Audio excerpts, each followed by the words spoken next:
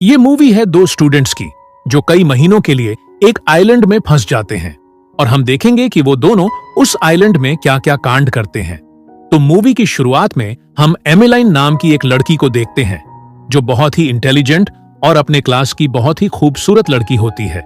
इसीलिए उसके बहुत सारे दोस्त होते हैं और खूबसूरत होने के कारण कॉलेज के सभी लड़के उससे बात करने का बहाना ढूंढते रहते हैं। और वहीं दूसरी तरफ हम डीन नाम के एक लड़के को देखते हैं जो एमिलाइन के तुलना में काफी आलसी होता है, जिसकी वजह से कॉलेज में उसका कोई भी दोस्त नहीं होता। उसके बाद उनके क्लास में एक टीचर आता है जो उन लोगों को बताता है कि एक प्रोजेक्ट के लिए क्लास के कुछ स्टूडेंट्स के एक ग्रुप को एक आइलैंड में ले जाया जाएगा, जहां पर उन्हें गरीब बच्चों के एक स्कूल को रेनोवेट करने से लेकर उनके अच्छे फ्यूचर के लिए कुछ मदद करनी होगी। और उस ग्रुप में एमिलाइन और डीन का भी नाम होता है। उसके बाद उस ग्रुप के सभी स्टूडेंट्स उस आइलैंड में पहुंच जाते हैं और वो आइलैंड दिखने में काफी खूबसूरत था, इसीलिए वहां पर सभी स्टूडेंट्स काफी एंजॉय करते हैं और इसके साथ ही वो अपने प्रोजेक्ट पर काम भी करते हैं। उसके बाद शाम को एमिलाइन दोस्तों के साथ जब अपने रूम में होती है तब उसकी एक दोस्त उसको एक पार्टी में चलने के लिए कहती है, लेकिन एमिलाइन पहले तो जाने से मना कर देती है, पर उसके दोस्त के काफी जिद करने पर वो मान जाती है। इसलिए वो सभी फ्रेंड्स तैयार होकर उस पार्टी में पहुंच जाते हैं और वो पार्टी समुद्र के किनारे एक बोट पर हो रही थी। लेकिन यहां पर कुछ स्टूडेंट्स ड्रग्स लेकर अपने पार्टनर के साथ एंजॉय कर रहे थे और अब इस बोट में एमिलाइन और डीन दोनों ही होते हैं और उन्हें ये सब देखकर काफी अजीब लगता है। इसी दौरान कुछ पुलिस वाले उस बोट को घेर लेते हैं क्योंकि उन्हें पता चल गया था कि इस बोट पर ड्रग्स इस्तेमाल हो रहा है। तब पुलिस वालों को देखकर वो सब काफी डर जाते हैं और इसी हड़बड़ी में एमिलाइन का पैर फिसल जाता है और वो पानी में गिर जाती है। तब ये देखकर डीन उसको बचाने के लिए वो भी पानी में कूद जाता है और वो एमिलाइन को बचाकर एक छोटी बोट में चढ़ जाता है, पर डीन उस बोट की रस्सी को काट देता है। दरअसल डीन पुलिस के चक्कर में पड़ना नहीं चाहता था और वो सोच रहा था कि पुलिस के जाने के बाद वो दोबारा वापस चला जाएगा, लेकिन बाद में उसको पता चलता है कि इस बोट में मोटर ही नहीं है, इसीलिए उनका बोट पानी की लहरों से तैरते हुए काफी दूर चली जाती है। उसके बाद टीचर सभी स्टूडेंट्स को बताते हैं कि तुम लोगों के अय्याशी के कारण इस ट्रिप को यहीं पर कैंसिल किया जाता है और अब सभी को वापस चलना होगा। लेकिन तभी एमिलाइन की दोस्त टीचर से कहती है कि एमिलाइन का रात से कुछ भी अता पता नहीं है और उसका फोन भी बंद है, और साथ ही उन लोगों को पता चलता है कि डीन भी कल रात से गायब है। फिर दूसरी तरफ हम एमिलाइन और डीन को देखते हैं जो कि समुद्र के बीचों बीच फंस चुके थे, पर डीन को एक आइलैंड दिखाई देती है जिसे देखकर उसको ऐसा लगता है कि वहां पर कोई ना कोई जरूर होगा, इसलिए वो दोनों बोट को लेकर उस द्वीप तक पहुंच जाते हैं। और दूसरी तरफ हम एमिलाइन और डीन के पेरेंट्स को देखते हैं जिनको पता चल चुका था कि उनके बच्चे खो चुके हैं, इसीलिए वो स्कूल वालों से पता करने के लिए यहां पर पहुंच जाते हैं और वो स्कूल वालों से अपने बच्चों को जल्द से जल्द ढूंढने के लिए कहते हैं। और दूसरी तरफ डीन और एमिलाइन आइलैंड में लोगों की तलाश करते हुए इधर उधर घूमने लगते हैं, लेकिन यहां पर उन्हें कोई भी नहीं मिलता और वो दोनों समझ जाते हैं कि अब वो दोनों यहां पर फंस चुके हैं। इसीलिए वो दोनों वापस अपने बोट के पास जाने लगते हैं, लेकिन उनका बोट वहां पर नहीं था। दरअसल वो बोट पानी के साथ बह गया था। फिर इसी तरह शाम हो जाती है और वो दोनों भी काफी थक चुके थे, इसीलिए वो दोनों वहीं पर सो जाते हैं। फिर दूसरी तरफ हम डीन और एमिलाइन के पेरेंट्स को देखते हैं जो टीचर्स के ऊपर दबाव बना रहे थे कि उनके बच्चों को जल्द से जल्द ढूंढा जाए। फिर अगली सुबह डीन की जब आंख खुलती है तब वो नहाने के लिए समुद्र में चला जाता है और एमिलाइन जब पीने के लिए पानी भर रही थी तब जंगल में उसको किसी की आहट सुनाई देती है, लेकिन इधर उधर देखने पर उसको कोई भी दिखाई नहीं देता। उसके बाद उन दोनों को काफी भूख लगता है, इसीलिए वो दोनों आइलैंड के नारियल और केले तोड़कर खाना लगते हैं। अब कॉलेज में तो ये दोनों एक दूसरे से इतना बातचीत नहीं करते थे, लेकिन यहाँ पर वो दोनों एक दूसरे को पसंद करने लगे थे।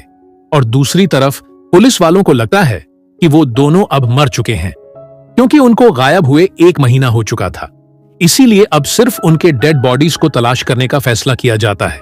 लेकिन उनके पेरेंट्स अभी भी उनका तलाश कर रहे थे। उसके बाद हम डीन और एमिलाइन को देखते हैं जो एक दूसरे से बात कर रहे थे, लेकिन तभी डीन को अचानक वहां पर एक कंकाल दिखाई देता है जिसे देखकर वो काफी ज्यादा डर जाता है और साथ ही एमेलाइन भी उसे देख डर जाती है। अब उस कंकाल को देखकर एमेलाइन को ऐसा ही लगता है कि कुछ समय के बाद उनका भी यही हाल होगा, लेकिन डीन उसको समझाता है कि हमारे साथ ऐसा कुछ नहीं होगा, हमारे पेरेंट्स हमें जल्द ही ढूंढ लेंगे और हम सही सलामत अपने घर चले जाएंगे।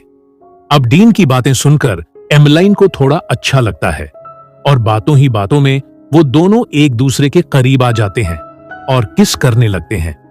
इसके बाद वो दोनों वहीं पर इंटीमेट होने लगते हैं और वो दोनों एक दूसरे में इतना खो जाते हैं कि वो भूल जाते हैं कि वो दोनों यहां पर फंसे हुए हैं। फिर अगली सुबह एमेलाइन की जब आंखें खुलती हैं, तब वो देखती है कि डीन यहां पर नहीं है, जिससे वो काफी ज्यादा डर जाती है और वो उसको ढूंढने के लिए जंगल में जाने लगती है। उसके बाद वो उस जगह पर पहुंच जाती है जहां डीन एक गड्ढा खोद रहा था ताकि वो उस कंकाल को दफना सके। लेकिन एमेलाइन डीन के ऊपर काफी गुस्सा करने लगती है कि वो उसको बिना बताए ऐसे कैसे आ सकता है। अब डीन पर गुस्सा करते हुए एमेलाइन अचानक एक गड्ढे में गिर जाती है, जिससे उसके घुटने में काफी ज्यादा चोट लग जाती है। अब डीन उसको बैठाकर उसके चोट को अच्छे से साफ करने लगता है। उसके बाद एमेलाइन अपने कपड़े उतार देती है और वो दोनों नहाने के लिए चले जाते हैं। फिर अगले सीन में हम देखते हैं कि एमेलाइन डीन से उसकी मां के बारे में पूछती है।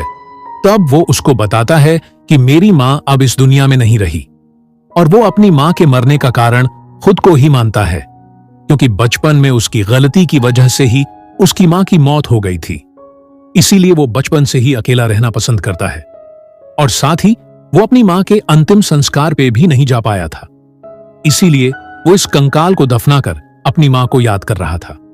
फिर दूसरी तरफ हम डीन और एमेलाइन के पेरेंट्स को देखते हैं, जो कि अपने बच्चों को लगातार बहुत दिनों से ढूंढ रहे थे, लेकिन अब वो भी हार मान लेते हैं। उन्हें लग रहा था कि वो दोनों अब शायद मर चुके हैं, इसलिए वो वापस अपने घर लौट जाते हैं। लेकिन दूसरी तरफ डीन और एमेलाइन इस खूबसूरत आइलैंड में एक दूसरे को काफी ज्यादा प्यार करने लगे थे और यहां पर वो दोनों बहुत ज्यादा खुश भी थे और साथ ही वो दोनों अपने इमोशंस कंट्रोल नहीं कर पाते थे, जिससे हमेशा वो दोनों एक दूसरे के करीब आकर इंटीमेट होने लगते हैं। फिर एक दिन अचानक डीन को एक प्लेन की आवाज सुनाई देती है, जिससे वो दौड़कर फ्लेयर गन लेने के लिए जाता है ताकि वो फ्लेयर गन को चलाकर प्लेन को सिग्नल दे सके। लेकिन काफी ज्यादा ढूंढने पर भी वो फ्लेयर गन नहीं मिलती और वो प्लेन वहां से चला जाता है। उसके बाद उन दोनों को लगता है कि वो दोनों शायद यहां से कभी नहीं निकल पाएंगे, लेकिन तभी डीन को एक आवाज सुनाई देती है और वो उस आवाज का पीछा करते हुए उसकी तरफ जाने लगता है।